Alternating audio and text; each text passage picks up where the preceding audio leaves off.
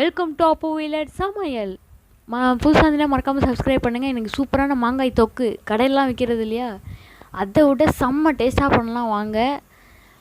பார்த்திங்கன்னா அந்த சீவரது இருக்கும் இல்லையா, உருளைக்கிழங்கு தோல் சீவரதெல்லாம், அதை எடுத்து நம்ம மாங்காயோட தோலை சீவிக்கலாம்.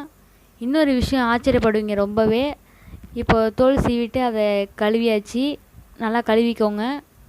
இதே மாதிரி எல்லா மாங்காயும் நம்ம தோல் சீவி எடுத்துக்கலாம். ஒட்டு மாங்காய் இதுக்கு ரொம்பவே பர்ஃபெக்டாக செம்ம டேஸ்ட்டாக இருக்கும். பார்த்திங்கன்னா நல்லா தோல் சீவியாச்சு. இதை தோல் அந்த சீவனம் இல்லையா, அதுலேயே சீவி எடுத்துக்கோங்க எல்லாத்தையுமே.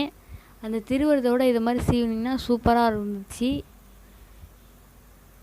ஈஸியாகவும் இருந்துச்சு. பார்த்திங்கன்னா எல்லாத்தையும் சீவி எடுத்தாச்சு, நல்லா மெல்லிஸாக சூப்பராக வந்துடுச்சு.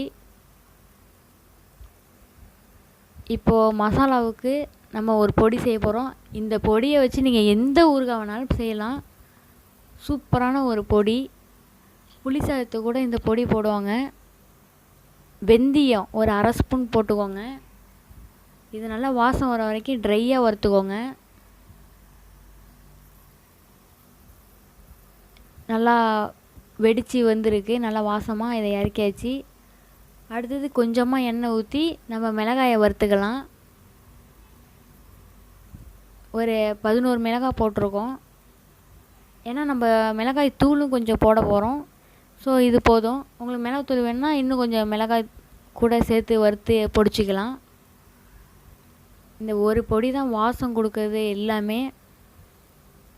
கடையிலலாம் வினிகர் அது இதுன்னு கெமிக்கல்லாம் சேர்க்குறாங்க. நீங்கள் வீட்டிலே இதை மாதிரி செஞ்சு சூப்பராக வச்சுக்கலாம். 1 மாதம் வரைக்கும் கெடாது. நீங்கள் இது மாதிரி செஞ்சுட்டு ஒரு 2 நாள் வெயிலில் கொஞ்சம் நேரம் வச்சு எடுத்திங்கன்னா போதும், வீணாக போகாமல் வச்சுக்கலாம் பாட்டிலில் போட்டு.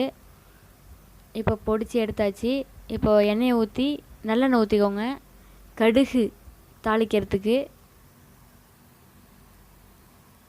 இது ரொம்ப சிம்பிளான ஒரு ஊறுகாய் தான், ஈஸியாக செஞ்சிடலாம். கடையெல்லாம் 10 ரூபாய்க்கு கொஞ்சோண்டு கொடுப்பாங்க, இதில் நிறையவே செய்யலாம். இப்போ மாங்காய் சீசன் இல்லையா, இப்போ கடுகு வெடித்ததும் நம்ம கருவேப்பிலையை போட்டு நல்லா பொரிஞ்சதும் மிளகாய்த்தூள் 1 ஸ்பூன் போட்டுக்கோங்க. எண்ணெயில் போட்டால் நல்லா வாசமாக, அதாவது கலர்ஃபுல்லாக இருக்கும். இப்போது சீவி வச்ச மாங்காயை சேர்த்துக்கலாம். இது நல்லா வதக்கி விடுங்க. இதுக்கு தண்ணி அவ்வளவா வேணாம், கொஞ்சமாக ஒரு கால் டம்ளர் போதும். இப்போ உப்பு நிறையவே சேருங்க, ஏன்னா வீணாக போகாமல் இருக்கிறதுக்கு உப்பு ரொம்பவே அவசியம். இப்போ ஒரு 1.5 ஸ்பூன் போட்டிருக்கோம். கொஞ்சம் வெந்ததுக்கப்புறமா இன்னும் கொஞ்சம் போட்டாச்சு. இதில் காட்டில் ஒரு குட்டி டம்ளரால் 1/2 டம்ளர் தண்ணி ஊற்றிருக்கோம். இதை மாதிரி ஊற்றிக்கோங்க. இது நல்லா வேக விடுங்க கொலைய. அப்போ தான் டேஸ்ட்டும் நல்லா எண்ணெய் பிரிஞ்சு அவ்வளோ டேஸ்ட்டாக வரும். இப்போ பார்த்திங்கன்னா பொடிச்சு வச்சுருக்கோம் இல்லையா, அந்த பொடியை போட்டாச்சு. வெந்தயம் மிளகாய் பொடி நல்லா வாசம் கமகமான வரும். இந்த பொடியை போட்டதுமே நல்லா கலந்து விட்டுக்கோங்க. இந்த வெயில் காலத்தில் நிறைய மாங்காய் சீசன் வரும், இதெல்லாம் வாங்கி வச்சுக்கிட்டிங்கன்னா ரொம்ப யூஸ்ஃபுல்லாக இருக்கும். தயிர் சாதம், சாம்பார் சாதம் எல்லாத்துக்குமே தொட்டுக்கலாம். பார்த்திங்கன்னா எண்ணெயெல்லாம் கலர்ஃபுல்லாக நல்லா பிரிஞ்சு வந்திருக்கு. மாங்காயெல்லாம் நல்லா வெந்துடுச்சு, தொக்கு மாதிரி. மாங்காய் ஊறுகாய் சூப்பராக ரெடி ஆகிடுச்சு. மறக்காமல் சப்ஸ்கிரைப் பண்ணுங்கள் பிடிச்சிருந்தா.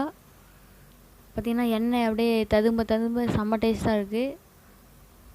கொஞ்சம் வச்சு சாப்பிட்டாலே அம்மா டேஸ்ட்டாக இருக்குங்க. உப்பு எவ்வளோ தேவையோ அந்த அளவு போட்டுக்கோங்க.